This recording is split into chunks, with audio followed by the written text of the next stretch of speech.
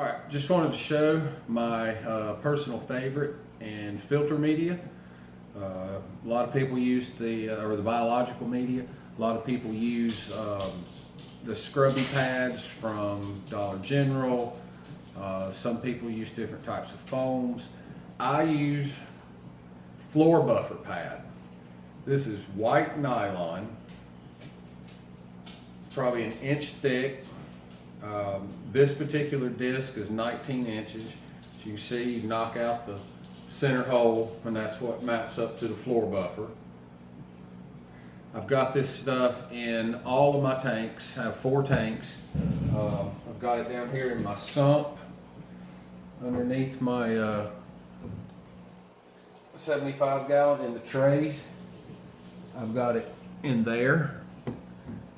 I've got it in my hang on the back filter that's in my 45 gallon, and I've got it also in the hang on the back filter in my 20 gallon, and I've got it in an in-tank filter in my little 10 gallon. It's in all 4 tanks, and this is what I use for the biological media. I just cut it to fit whatever size I need it. Like my hang on the back filter is a Marineland Emperor 400.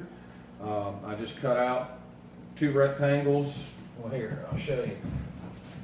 I just cut out 2 rectangles that are the same size as the Marineland filters, and I can get 3 of these in each side of the Emperor 400. So I mean, that's 3 inches by like 8 inches by like 5 inches worth of this floor buffer pad. Like I said, it is 100% nylon. There's no chemicals in it. It's just pure 100% nylon. I just rinse it off after I cut it to fit, and I stick it in the tank. I also use this in the bottom of my sump. I use little broken pieces of it in case I need cycled filter media.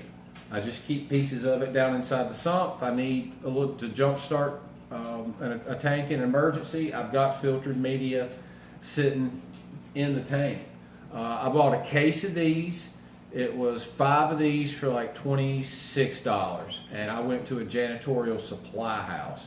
Now you can get these at Home Depot, and if I'm not mistaken, they sell them in the tool rental section in Home Depot for their floor buffer pads. I think they're about $6 or $8 a piece, but considering they'll last indefinitely, it's not really that big of a deal.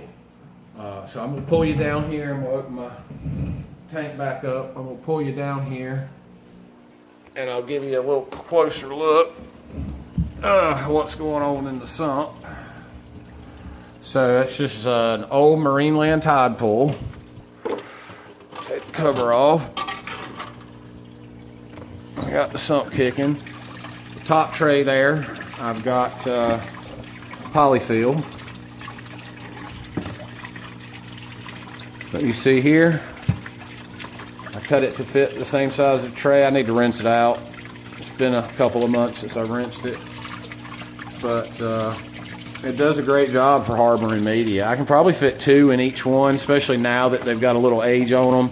They were just a little bit too thick to double up when I started in this tank. But now that they've got a little age on them, let me set this down so I can get my sump cover back on, hang my UV light back up.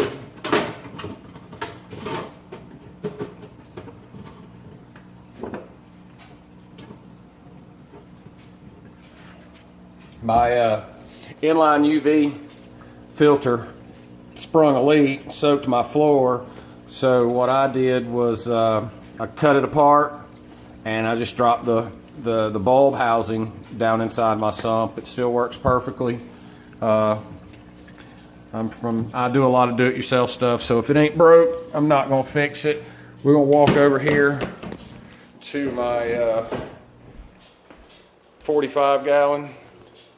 This is my 45 gallon with the Emperor 400 on it.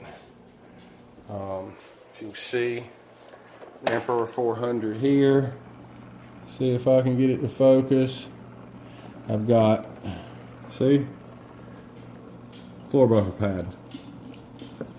Also got polyfill in them. But it does a pretty decent job of keeping everything clean, as you can see.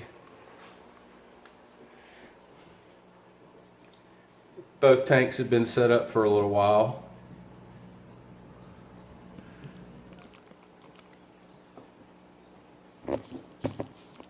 Oh, I'm terrible at holding the camera. You'll have to forgive me. It's my phone. So, like I said, I mean, for the price, you really can't beat this stuff. It's got tons of little nooks and crannies for the bacteria. It's a good mechanical filter also, on top of being a biological filter. It's a pretty good product. I highly recommend it. All right, YouTube, I'm out of here. Goodbye.